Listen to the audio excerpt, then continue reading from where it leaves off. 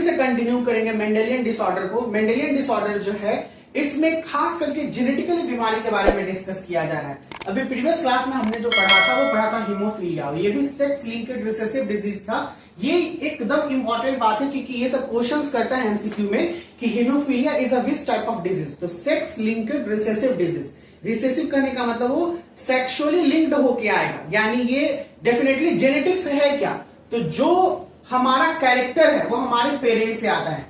तो पेरेंट के पास जो भी कैरेक्टर होगा, चाहे बीमारी हो चाहे कोई बेनिफिट्स हो, ये सारे बेनिफिट्स हमारे अंदर आते हैं। जैसे मैं एक एग्जांपल के तौर पे देता हूं कि अगर किन्हीं का फादर फिजिकली बहुत स्ट्रांग है तो डेफिनेटली उसका बच्चा भी जो है ना वो फिजिकली थोड़ा स्ट्रांग होगा और ड्यूरेबल होता है, यानी वो थोड़ा मजबूत होता है। और किसी के फादर बहुत लंबे हैं तो डेफिनेटली वो लंबा का एक भी कैरेक्टर लेके आता है, वो भी बच्चा लंबा हो जाता है। ठीक है, ये सब चीजें बहुत मायने रखती हैं। अगर किन्हीं की मदर क्या बोला जाता है नाटी है और फादर लंबे हैं तो ये दोनों केस हो सकता है कि बच्चा लंबा भी हो सकता है और नाटा भी हो सकता है। आपने बहुत केसेस में देखा होगा कि भाई बहन में कोई भाई लंबा हो गया और कोई भाई छोटा हो गया, नाटा हो गया। ये बहुत ही कॉमन सा फैक्ट है। These are the facts that is a genetical fact that comes from the parent to the offspring, or we here discuss about the some diseases that comes from the parent to offspring, that one in the previous class, that one is the hemophilia जिसमें blood clotting का factor था।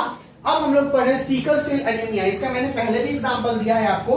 Sickle का मतलब होता है बीमार, क्या होता है, बीमार सेल यानी बीमार कोशिका, और अनीमिया सीधे रिलेटेड करता है।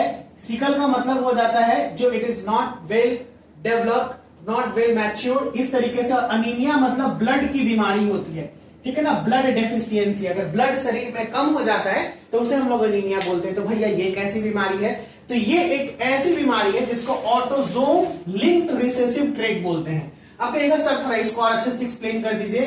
तो मैंने बोला था कि दो प्रकार के क्रोमोसोम होते हैं हमारे पास, ठीक है ना, एक होता है ऑटोसोम, एक होता है सेक्स क्रोमोसोम जिसको हम लोग एलोसोम भी बोलते हैं। तो ऑटोसोम यानी टोटल 22 पेयर ऑफ जो क्रोमोसोम होगा ना उसी में से कोई क्रोमोसोम पे ये परेशानी करेगा, यानी ये प्रॉब्लम करेगा। तो ये और है कैसा, ये रिसेसिव ट्रेट है। रिसेसिव का मतलब ये छुपा हुआ रहेगा, डोमिनेंट नहीं होगा, ये हाइड रहेगा। It is due to a mutant allele on chromosome 11। देखो लिख दिया। अब ये सबसे वीवीआई हो गया तुम्हारा, ये म्यूटेंट एलीन की वजह से होता है और किस क्रोमोसोम पे होता है, क्रोमोसोम 11। तो ये याद रखना है बच्चे लोग कि आपका जो सिकल सेल एनीमिया होगा वो किस क्रोमोसोम पे पाया जाएगा, क्रोमोसोम 11 पे पाया जाएगा। किस पे पाया जाएगा, क्रोमोसोम 11। नेक्स्ट बात करें जिसको हम लोग ऑटोसोम भी बोलते हैं, that cause change of glutamine. ये क्या क्या करता है, अगर ये क्रोमोसोम में बदलाव होता है तो करता क्या है, ये करेगा ग्लूटामाइन जिसको हम लोग बोलते हैं GAG, इसको वैलिन में चेंज कर देता है GUG में। That glutamine to valine at the 6th position of beta chain haemoglobin, यानी बीटा चेन हीमोग्लोबिन के 6th पोजीशन पे ये एक अमीनो एसिड जो है ग्लूटामाइन और वैलिन ये चेंज हो जाता है और इसके वजह से ये पूरा खेल है।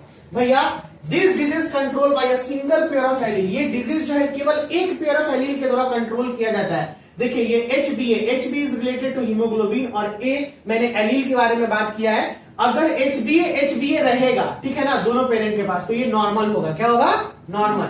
अगर HbA और HbS रहेगा तो HbS का मतलब हो जाता है कैरियर। क्या हो जाता है, carrier. Last one is HbS यानी ये सिकल सेल एनीमिया से अफेक्टेड पर्सन या जो भी होगा ये डिजीज्ड हो जाएगा। क्या हो जाएगा, डिजीज्ड। तो आपको इस तरीके से भी, ये भी वीवीआई क्योंकि इस तरीके से भी क्वेश्चन कर सकता है कि sickle cell anaemia affected person सोच व्हाट, HbA, HbS या HbC और HbA कर देगा कुछ भी कंफ्यूज करने के लिए। तो ये बीमारी कौन पर्सन को होगा, HbS, ठीक है ना। नॉर्मल पर्सन बोलेगा तो HbA, कैरियर बोलेगा तो HbA और HbS। ओके, ये भी इंपॉर्टेंट हो गया। अब होता क्या है इस बीमारी में, मैंने पहले बताया, ये पेशेंट जो है वो सिकल शेप्ड आरबीसी रखेगा, यानी आरबीसी जो होता है वो हमारा बाई कॉनकेव शेप होता है। मैंने लास्ट क्लास में बताया था, इट्स मीन आपका कुछ इस प्रकार से शेप होगा आरबीसी का। लेकिन जो सिकल बीमार हो जाएगा तो ये कंप्लीट मैच्योर इस प्रकार से बन जाएगा, ये वाला आरबीसी हो जाएगा इस प्रकार से।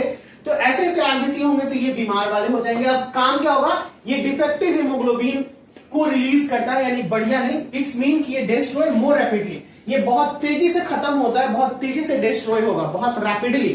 और इसकी वजह से जो साइकिल होता है ह्यूमन का, जो एक ब्लड साइकिल, वो प्रॉपर नहीं हो पाता। हम लोग जानते हैं कि आरबीसी का एक नॉर्मल डे होता है 90 to 120 डेज, ठीक है।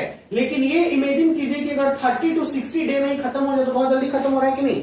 तो ऐसे इंसान थोड़ा मुश्किलात होते हैं, यानी इनको बीमारी होता है सिकल सेल एनीमिया का। इनको प्रॉपर केयर चाहिए, इनको प्रॉपर अच्छे ढंग से खान पान चाहिए, जिसके वजह से ये बीमारी ठीक होता है। लेकिन ये कभी क्यूरेबल नहीं हो सकता है।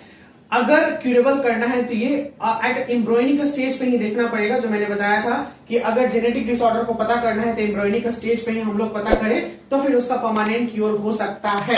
इसी में एक दूसरे नंबर पे आता है फिनाइलोकोटोनीरिया।